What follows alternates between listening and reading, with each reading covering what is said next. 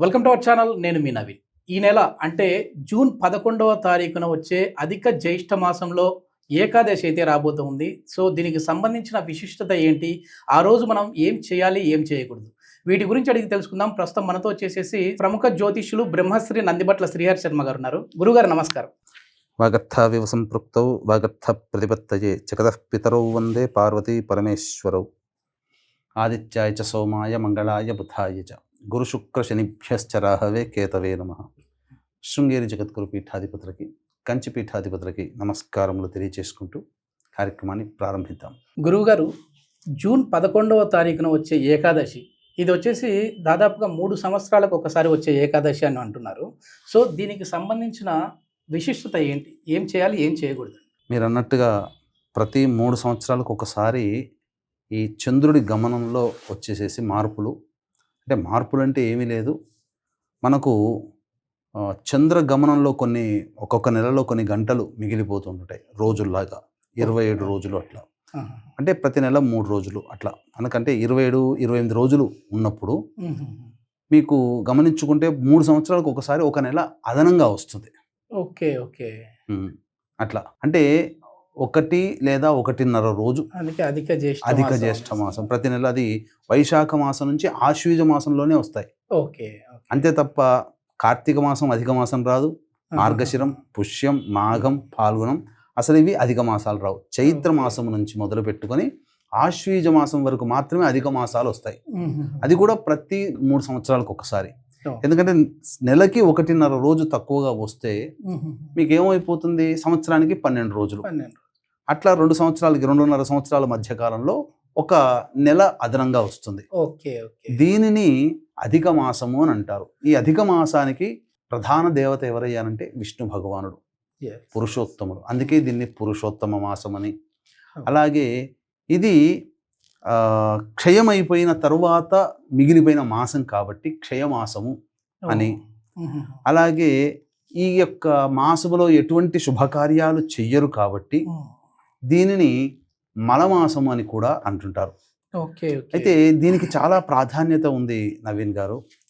వీక్షించేటువంటి మన ఎంఆర్ భక్తి ప్రేక్షకుల్లో గమనించాల్సినటువంటిది, ఈ యొక్క అధిక మాసంలో వచ్చేటువంటి పర్వణి కాలంలో ఏవైతే ఉన్నాయో అవి అత్యంత విశేష శుభప్రదమైనటువంటిది. అందున ఏకాదశి, శుక్లపక్షంలో వచ్చేటువంటి ఏకాదశిని పద్మిని ఏకాదశి అని అంటారు. కృష్ణపక్షంలో వచ్చేటువంటి ఏకాదశిని పరమ ఏకాదశి అని అంటారు. కాబట్టి సహజంగా మనకు గ్రెగోరియన్ క్యాలెండర్ ప్రకారము జనవరి నుంచి డిసెంబర్ 12 నెలలు అని అనుకుంటాం. ఏకాదశులు అంటే 12, 24 ఏకాదశులు అంటాం. కానీ ఇట్లా ప్రతి 3 సంవత్సరాలకు ఒక్కొక్కసారి పెరిగినప్పుడు ఏమవుతుందనంటే 24 ఏకాదశి దశలతో పాటుగా 2 ఏకాదశులు కలిసి 26 ఏకాదశులు అవుతాయి. కాబట్టి ఇప్పుడు వచ్చేటువంటి ఈ యొక్క అధిక జ్యేష్ఠ మాసంలో వచ్చే కృష్ణపక్షంలో ఏకాదశిని పరమ ఏకాదశి అని అంటారు. పేరులోనే పరమ అంటే ఉన్నతమైనటువంటి స్థానము అని అర్థం. కాబట్టి పరమమాసంలో ఏకాదశి నాడు విష్ణుమూర్తిని ఎవరైతే భక్తి శ్రద్ధలతో ఆరాధన చేస్తారో అటువంటి వాళ్ళకి ఆ విష్ణు యొక్క అనుగ్రహం వల్ల వాళ్ళ యొక్క సంకల్పం అచిరకాలంలో నెరవేరుతుందని చెప్పవచ్చు. ఓకే. మామూలుగానే ఏకాదశి అంటేనే చాలా పవిత్రమైనది, చాలా వరకు నిష్టగా ఉంటారు. సో ఈ రోజు ఏ విధంగా ఉండాలి అంటే, మామూలుగా ఈ జూన్ 11వ తారీఖున వచ్చే అధిక జ్యేష్ఠ మాసంలో వచ్చిన ఏకాదశి రోజు ఏం పాటించాలి, ఏం పాటించకూడదు? మామూలుగా సహజంగా ఏకాదశి అంటేనే నిరాహారముగా చేసేటువంటి పద్ధతి. కాబట్టి ఇటువంటి ఏకాదశి రోజున మనం అంటే సాధారణంగా అన్ని ఏకాదశులు ఉన్నట్టుగానే ఈ విధమైనటువంటి ఏకాదశిని ఆచరించాలి. అంటే భోజన పదార్థములు, ఉడికించినటువంటి పదార్థములు తినకూడదు. పాలు, పండ్లు, మఖానా, అలాగే ఈ సంబంధించినటువంటి సగ్గుబియ్యం నీరు, జావా, ఇటువంటి సగ్గుబియ్యం జావా ఇవన్నీ తాగవచ్చు. విసర్జించాల్సినటువంటి అంటే ధూమపానము, మద్యపానము, మాంసాహార భోజనము, అలాగే అన్నముతో ఉన్నటువంటిది ఉడికించిన పదార్థం ఏదైనా కానీ ఈ రోజున విసర్జించాలి. ముఖ్యంగా ఈ రోజున దాంపత్య జీవితం కూడా దూరంగా ఉండాలి. ఇప్పుడు చాలా మంది కూడా మాకు ధన నష్టం జరుగుతూ ఉంది, విష్ణుమూర్తిని కొలిస్తే మంచిది జరుగుతుంది అనే ఒక నానుడి ఉంది. మరి ఈ రోజు విష్ణుమూర్తిని పూజించడం వల్ల ఏమైనా ధన లాభం జరిగే విధంగా ఉంటుందా గురించి? తప్పకుండా ఉంటుంది. ఎందుకంటే మనకందరికీ కావాల్సింది లక్ష్మీదేవి. లక్ష్మీదేవి ఎవరి భార్య? విష్ణుమూర్తి భార్య. కానీ లక్ష్మీదేవి చాలామంది తెలియక ఏం చేస్తుంటారంటే కేవలం లక్ష్మీదేవినే పూజన చేస్తుంటారు. ఎప్పుడు కూడా లక్ష్మీదేవిని ఏకముగా పూజ చేయకూడదు. దాంపత్యం అనగా దంపతులతో కూడుకొని. అందుకనే నారద మహర్షి అడుగుతాడు, నీ నామాల్లో చెంచలా దేవి అని నామం ఉంది కదమ్మా, నిజంగా నువ్వు చంచలంగానే ఉంటావా, ఒక చోట ఎప్పుడు స్థిరంగా ఉండవంటే, ఎందుకు ఉండను నాయన, చాలా చోట్ల నేను స్థిరంగా ఉంటాను. కాకపోతే చాలామంది మానవులు చేసేటువంటి మాట ఏంటనంటే, పని ఏంటనంటే, నా భర్త అయినటువంటి నన్ను వదిలిపెట్టి కేవలం నన్ను మాత్రమే పూజిస్తారు. కాబట్టి పూజించినందుకు వచ్చి నేను ఆయనకు ఆశీర్వాదం చేసిపోతాను, కానీ వాళ్ళ ఇంట్లో స్థిరంగా ఉంటాను. ఎవరైతే నా భర్త సమేతముగా నన్ను పూజిస్తారో వాళ్ళ ఇంట్లో నేను స్థిరంగా ఉంటాను అని చెబుతుంది. అందుకనే విష్ణుమూర్తికి సంబంధించిన ఏకాదశి వ్రతాన్ని ఎవరైతే ఆచరణ చేస్తారో వాళ్ళకి లక్ష్మి అనేటువంటిది ఎప్పుడు ఇంట్లో స్థిరంగా ఉంటుంది, అలక్ష్మి అనేటువంటిది ఉండనే ఉండదు. అందున పరమ పవిత్రమైనటువంటి పరమ ఏకాదశి రోజున విష్ణుమూర్తిని లక్ష్మీ సహితముగా ఆరాధన చేసినటువంటి వాళ్ళకి తప్పకుండా సంపద లభ్యమవుతుంది. అంతేకాకుండా దీనికి సంబంధించిన ఒక గాథ కూడా ఉంది. పూర్వము కాంపిల్య అనేటువంటి ఒక నగరంలో సుమేధ అనేటువంటి బ్రాహ్మణుడు, భార్య పవిత్ర, ఇద్దరు ఉండేవాళ్ళు. చాలా చక్కటి దాంపతులు. వాళ్ళు అతిథులు ఎవరు వచ్చినా వాళ్ళకి అన్ని కూడాను వాళ్ళకి కలిగిన దాంట్లో అతిథి సత్కారాలు చేసి ఆనందంగా జీవిస్తున్నారు.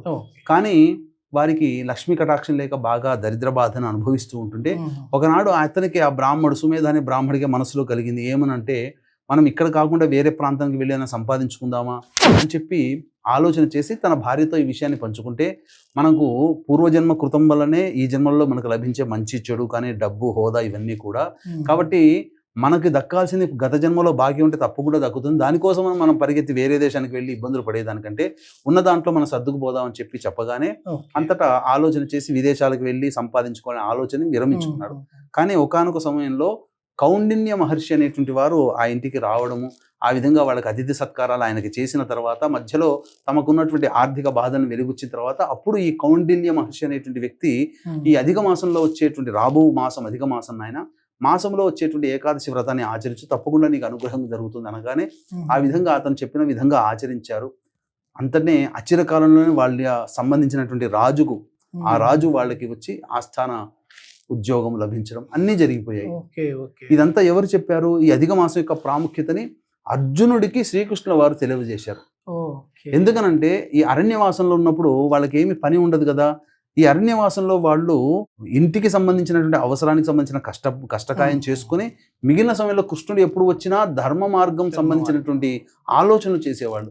అనేక ధర్మోపాయాలు కృష్ణుడు పాండవులకి అందించడం జరిగింది. అలాగే ఏకాదశుల గురించి సంబంధించినటువంటి పూర్తి చరిత్ర అంతా కృష్ణుడి ద్వారానే మనకు అందిందని చెప్పవచ్చు. ఈ రోజున అందుకనే పొద్దున్నే లేవగానే కాలకృత్యాదులన్నీ తీర్చుకొని చక్కగా బ్రహ్మముహూర్తంలో లేచి కాలకృత్యాదులన్నీ తీర్చుకొని ఇంట్లో చక్కగా ఆవు నేతితో దీపారాధన చేసి విష్ణుమూర్తి లక్ష్మీ అమ్మవారికి సంబంధించినటువంటి చిత్రపటానికి చక్కటి ఎర్ర పసుపు పూల మాల వేయాలి. ముఖ్యంగా పసుపు రంగు పూల మాల వేసి చక్కగా అర్చన చేసి విష్ణు సహస్రనామ పారాయణం చేసి తులసి దళాలతో అర్చన చేసి, ముఖ్యంగా ఏ మంత్రాన్ని పఠించాలి గురుజీ ఈ రోజున ప్రధానంగా ఓం నమో భగవతే వాసుదేవాయ నమః, ఓం నమో భగవతే వాసుదేవాయ నమః అంటూ పఠించడం. తర్వాత ఆ రోజంతా ఉపవాసాన్ని ఉండడం.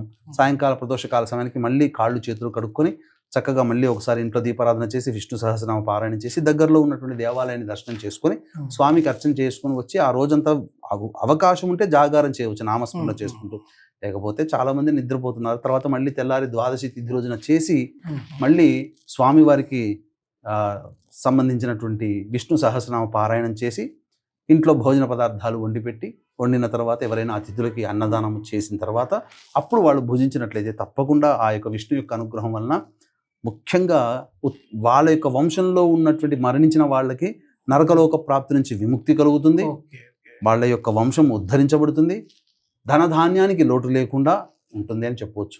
అంతేకాకుండా మరి ఒక గొప్ప విశిష్టత ఏంటంటే, కాలచక్రంలో మేషరాశితో మొదలుకొని ఈ యొక్క రేవతి నక్షత్రం మీనరాశితో అంతమవుతుంది. కాబట్టి రేవతి నక్షత్రంతో ప్రారంభమైనటువంటి ఏకాదశి తిథి మళ్ళీ ఈ ఏకాదశి ఉండగానే మళ్ళీ మేషరాశితో ఉన్నటువంటి అశ్విని నక్షత్రం కూడా వస్తుంది.